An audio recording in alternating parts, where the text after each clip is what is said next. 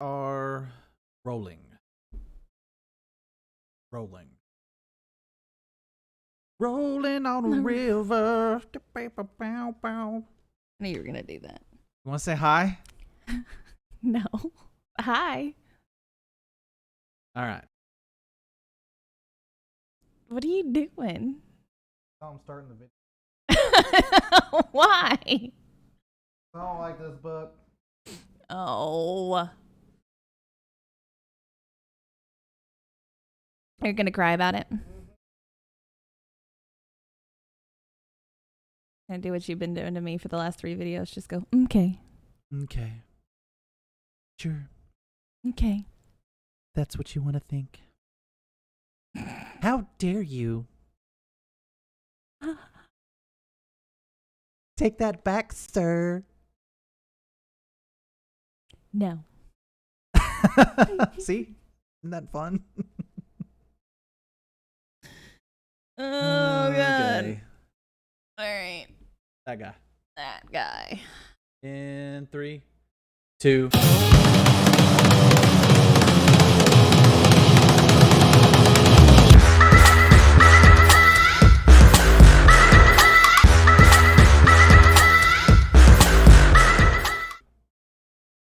Hi. I'm Hawk. And I'm Hartlee. And we are here to talk about a book. Not just books, a book. A book. A book. A book. Mm-hmm. Bring it on, mon frere. I finished this book. And I don't know that I've ever felt quite so happy a story was over. We are talking about Wuthering Heights. You either love it or you hate it. Yeah. It is not an in-between book. Nope. Unlike the Moors, there is no gray. On your list, we started with Pride and Prejudice. Yes. Which I absolutely loved. And you made a prediction that I was going to not enjoy this novel. Spoiler alerts, you were correct-ish. I was correct again. You were correct-ish. No, because I said you might like the prose and you would probably like the crafting of the story, but that you would probably hate the book and the characters. Well, you are not wrong. The biggest redeeming quality for this book for me is, like I said with Pride and Prejudice, I was forced to kind of listen a little bit more. But being that this was set in, was it Yorkshire? Mm-hmm. And kind of in an out of the way spot in England, and well, dialect's a little bit different, but it's still a little bit, you're still dealing with, higher class families, so it's still elevated. Like, I had to pay attention a little bit even more because idioms were different. It's coming from a different time period. Even though it's set in the Regency, it's not. It's set in Victorian. It's set in 1801. That's the first word of the book, 1801. 1811 to 1820. It's set before the Regency period. Yeah, so it's not even in Victorian. Virgin. I don't know. It's considered a freaking Victorian novel. Well, it is a Victorian novel. It's a Victorian. It's set before the Regency. Yeah. But again, how one would normally act in that time period isn't what you see. Like, you see snippets of it, Well, the juxtaposition of okay, it's considered to be a classic Victorian novel. Yes. era novel. Yes. And everything was very rigid and very closeted, very, stiff upper lip, tall collars, like, don't get caught stepping out of line. Mm-hmm. And then you've got this wild child on the moors running around acting like a hooligan. So You're not going. Well, you get this whole, the story starts with this guy that's taking over, what's that called? Thrushcross Grange. Thrushcross Grange. It's harder to say than it is to read. Tongue twister. Yeah, Thrushcross Grange. And he goes to meet his landlord in 1801, and then his landlord is kind of a jerk. You almost said douche. I almost said something a lot worse than douche. See you next Tuesday. Yeah. So, I don't even want to finish this summary. Like, how about we just shorten it? Go for it.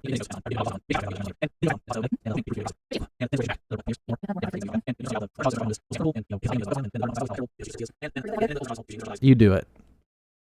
All the characters are terrible. The setting is dark. Everyone's awful except for maybe Linton. He's like the least awful. When he grows up, he's still kind of crappy like when he's younger, but like he's and then the younger generation sort of redeems themselves at the end. Do.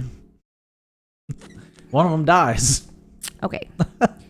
Honestly, the book is about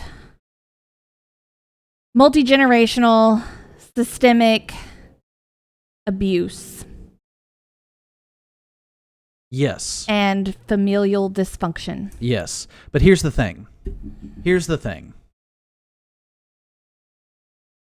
The common acceptance of this story is as a love story.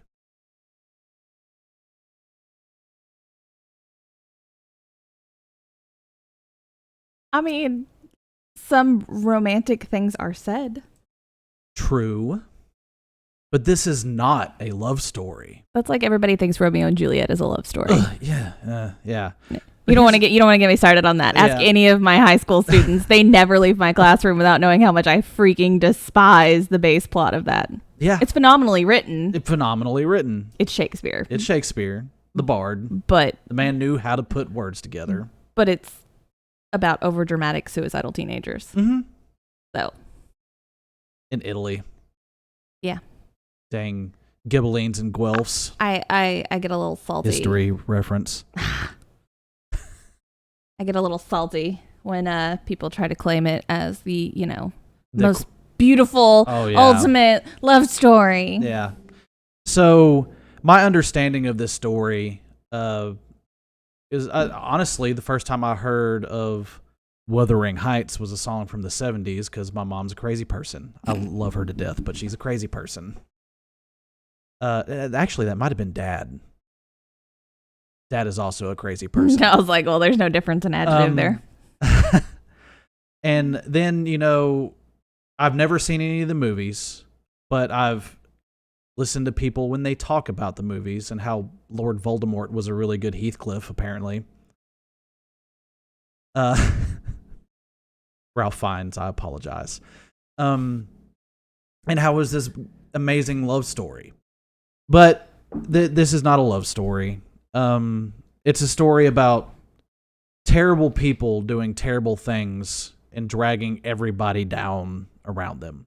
It's misery loves company. Yeah. But again, the prose is amazing. The way she chooses to tell her story by starting at the end, well, not quite the end, but almost the end, and then going backwards in time and catching all the important stuff to make sense of what's happening over at Wuthering Heights.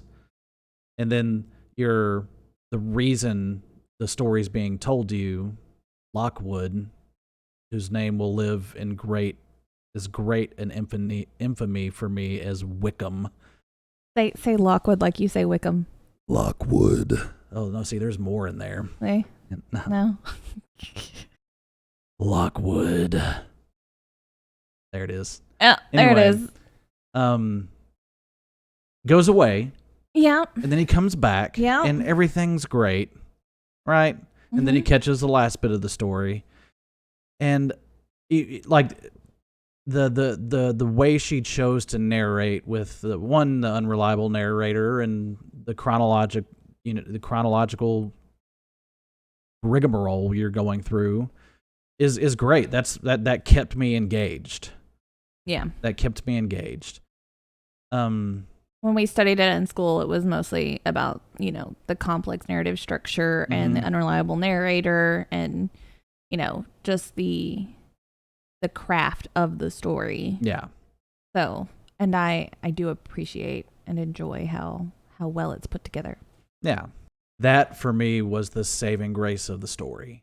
The fact that it was told exceptionally well. The prose is amazing. Like I said, there are some phrases in there that if they were used by different people about different people, I would probably love them. Whatever our souls are made of, his and mine, they are the same. Yeah, beautiful.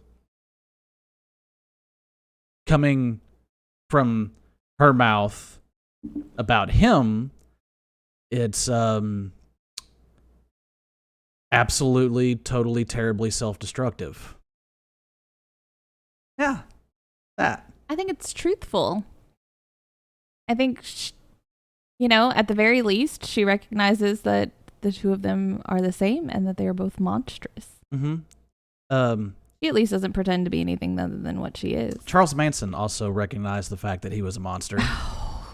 Stop it. Catherine is not as bad as Charles Manson. Shouldn't eat anyone. I could see her going that way. Now who's over dramatic? That's me. Kathy. That's me. Put a ribbon in your hair and stand by the cold window.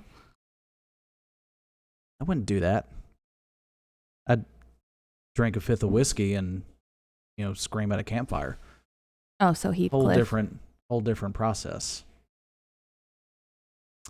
But for me, it's a cautionary tale based on, honestly, tell the gravedigger to dig too. This whole story is driven by Heathcliff's need for vengeance. In the beginning, you can see, when he's a child, you can see him have some little glimmers of positive integrity. Mm-hmm. He's a child. It's a villain origin story. Yes. It's proof that monsters are not born, they're made. Yes. So the fact that, Bronte is able to tell you a story about a villain that you hate, and yet you somehow understand exactly how they became who they are and why they are the way they are, even if you think that it's absolute garbage that they are acting the way they're acting and they have other choices to make, you still you know that character. And that's what gets me. That's what gets me. You see people, and it's real. It's real. I'll admit that. That people that go through horrible, terrible upbringings usually have some difficulties, having a healthy self-worth or a healthy relationship or a healthy outlook on life in general. For me, while I enjoy reading flawed characters, I don't enjoy watching someone choose to wallow in their own misery and dedicate their life to making the people that made him that miserable. Like, Kathy made a piss poor decision. She should have chose Heathcliff. Only because they deserved each other. She should have chose Heathcliff. Like, her reasoning for choosing Linton was, while right for the times. I was gonna say, do you want to go back to the Pride and Prejudice discussion where you said, you didn't make the heart choice. You didn't. It was right for the times, but that's obviously Bronte wants you to think that she made the wrong decision. Obviously. I think Kathy thought she could have her cake and eat it too. You can't. Just forgot who she was dealing with. Mm-hmm. She forgot the monster that she had helped make. Yes. And so as far as that first generation, you know, I do not find any one of the first generation to be redeemable in the slightest. What about Isabella?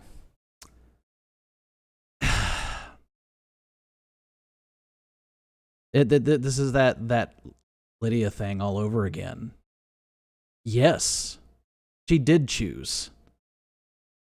Yes, she chose to ignore the warnings from everyone around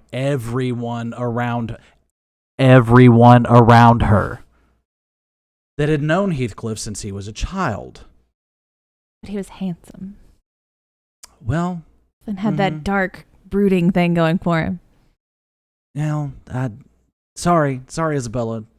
Like, I hate that she went through what she went through. And while, yes, she did try to remove herself from the situation after she screwed up, you reap what you sow type of thing. And I hate being that, like, black and white about it. While I don't find any of them to be redeemable, I find her to be the best amongst them. Is that acceptable? Sure. It's the second generation where I start seeing a light at the end of the tunnel, right? Even though little Kathy makes the same mistakes as her mother and aunt. Well, and she's not taken in by a pretty face. I think her heart is too soft in the beginning. Yes. And you just almost feel sorry for her for being duped. Well, for she was trying to be sweet and it just didn't work out for her, and then she turned into a bitch, quite frankly. Yeah. Which it's hard to blame her for. Right. You know, like I do, but it's hard to blame her for, but multi-generational. No, we're cycles of abuse and toxicity. Young Kathy, through while honorable intentions, got herself just in a pickle. In a big ol' Heathcliff pickle. And you know those things are sour. Yeah. But yeah. My least favorite character is Heathcliff. Least favorite character. Now, I was gonna say my least favorite character is all of them, but that's not true. Like, the least favorite character is Heathcliff. Like, he's the person that could have, even though he was never really a part of society. He was never really allowed to be part of society. He could have accepted that, well, that's just the way the cookie crumbles in 1801 England right now. Like, she's going to marry for money. Of course she is. Like, well, hope that works out for you. I'm not going to leave and then come back and, seduce your sister. And see, there's, for me, Kathy's my least favorite, and that may just be my own bias against my own gender here, as far as I relate to the woman in the story, and I think she should have made different choices. But there's also a part of me that appreciates Heathcliff's revenge story for what it is. I mean, I'm not romanticizing him by any means. But he sets out to ruin everybody's life, and he does a damn good job of it. He does. And as the villain of the story, he also, he dies at the end, as you would expect. Yeah. So. Yeah. Their love was made in hell, and hopefully they rot there for the rest of eternity. You're like, there's some English professor somewhere who's just gonna roll over. That's fine. Leap through the screen at you. That's fine.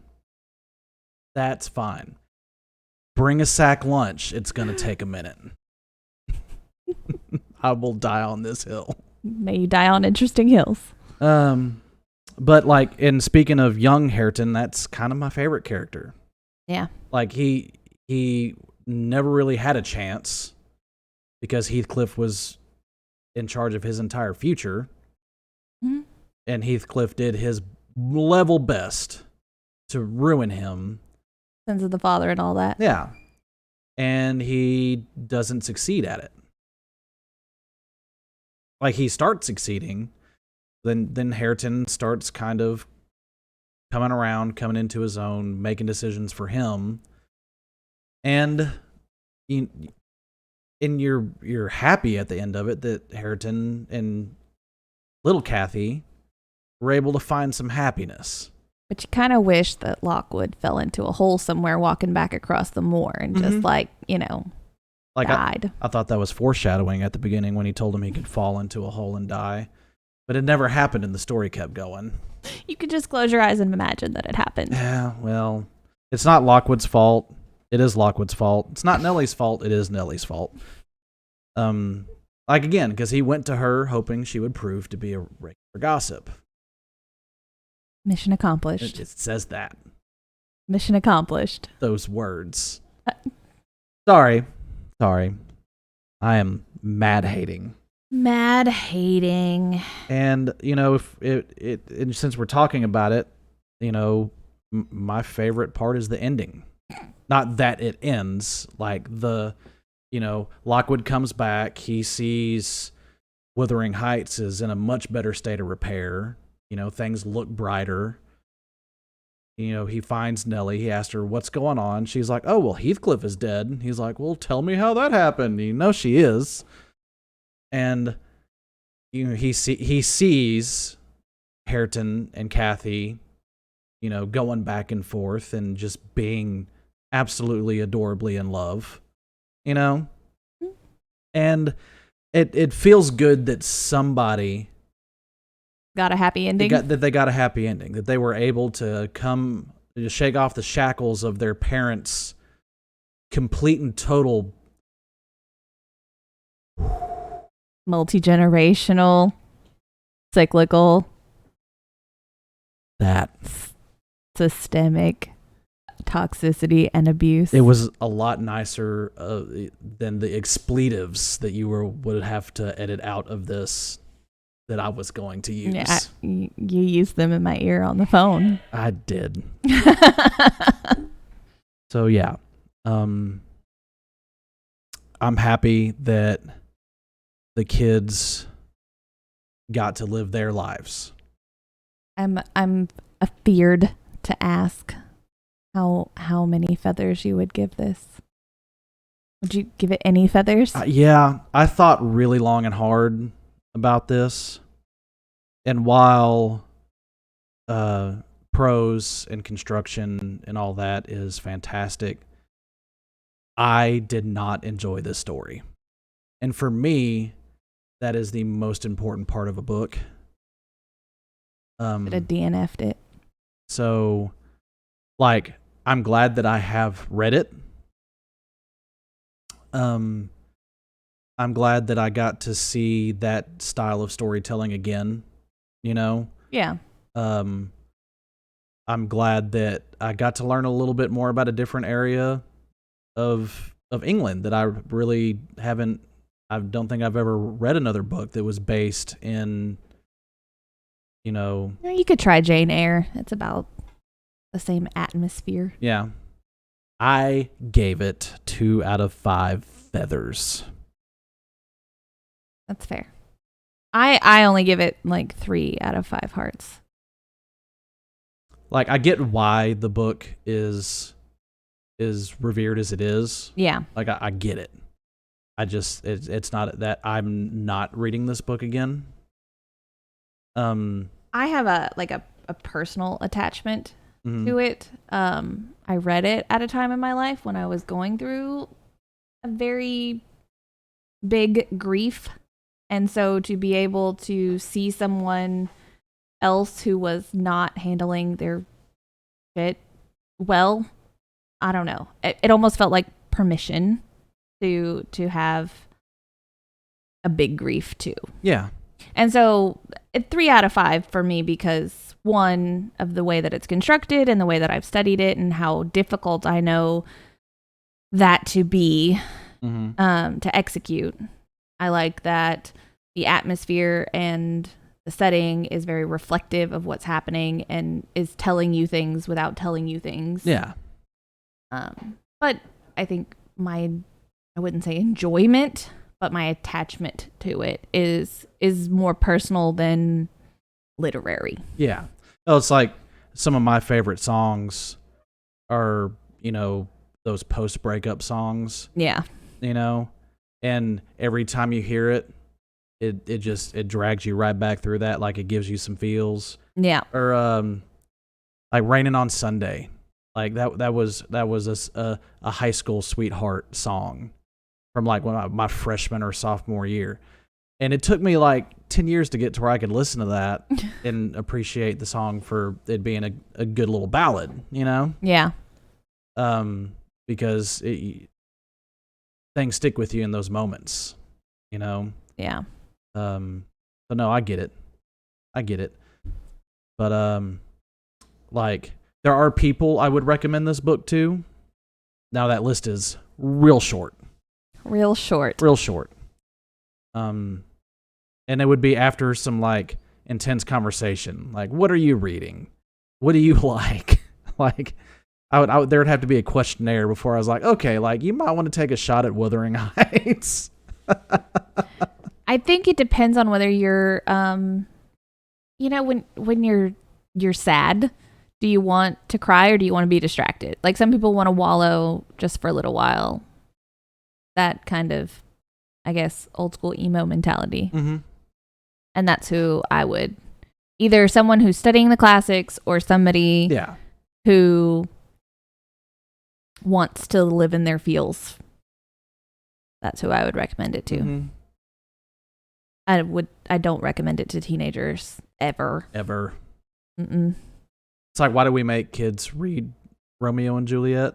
Because it is the easiest play of all of Shakespeare's plays. Like the rest of them are structurally too complex for a freshman. Why don't we wait a year? Well, because world literature is the structure for freshmen. Yeah, make them read the Vedas or something. They don't have to. This was a bummer of a video. This was a little bit of a bummer of a video. Like I felt like I was just griping. I griped the whole time. There's just like people have their feels about this story, and nothing that I say, because you appreciate the prose and you appreciate the narrative structure and you appreciate all the things that are positive about this. So beyond that, I have no argument. Personally, I'm sure that there's someone out there who just truly loves this story and these characters, and absolutely trash everything that I had to say about it. Right, but personally, like again, it's my attachment to it is not literary. I do say that it's one of my favorite books, but it's not because I enjoy it, which sounds just twisted and messed up. But like, so I don't have any defense to offer against your argument here. No, and honestly, there doesn't really need to be a defense. Like if it was your favorite book, it's your favorite book. We just happen to disagree on. Yeah. I'm glad that it's Pride and Prejudice and not this one, but like read what you enjoy reading. You know, I'll never discourage somebody from reading something because I didn't like it. I'll never discourage somebody from watching a movie because I didn't like it. I'll probably discourage people from listening to certain types of music because I don't like it, but I'm a music snob. So, but I like most music. So if I don't like it, like there's got to be something wrong with it. I think it maybe is a little bit like you were talking about the Poppy War when you said it was devastating, but you were reading it anyway, and there were things that you loved about it. Yeah. It might totally just destroy someone the same way that Wuthering Heights just screwed up your head. We'll just leave it there. Yeah. So next on the agenda for you is Shadow Rising. Shadow Rising. And next on the agenda for me is Frankenstein. Which I also have to reread because It's been a minute. Has it? Yeah. Um, You're gonna be sad again, and I'm sorry for that, but you will at least not abhor all the characters. and I do use the word all the characters very significantly. okay.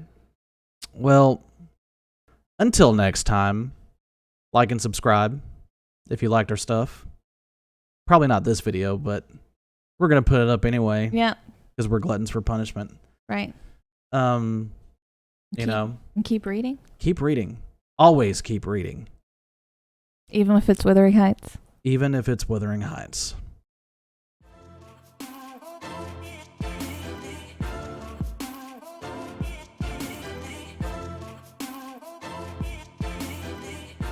Thank you for reading this. Sure.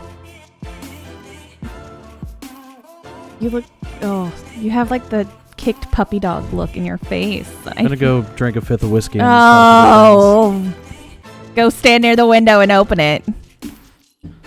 You'll sweat to death instead of freeze to death, I but don't want to do that either.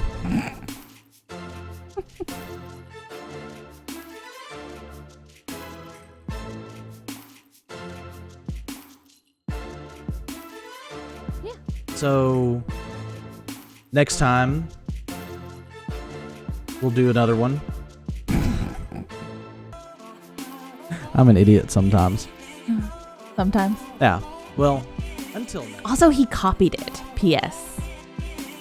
It's not Shakespeare's original story. He copied it from an Italian opera. Not that anyone needed to know that. I was just needed to say it. I'll cut it out later.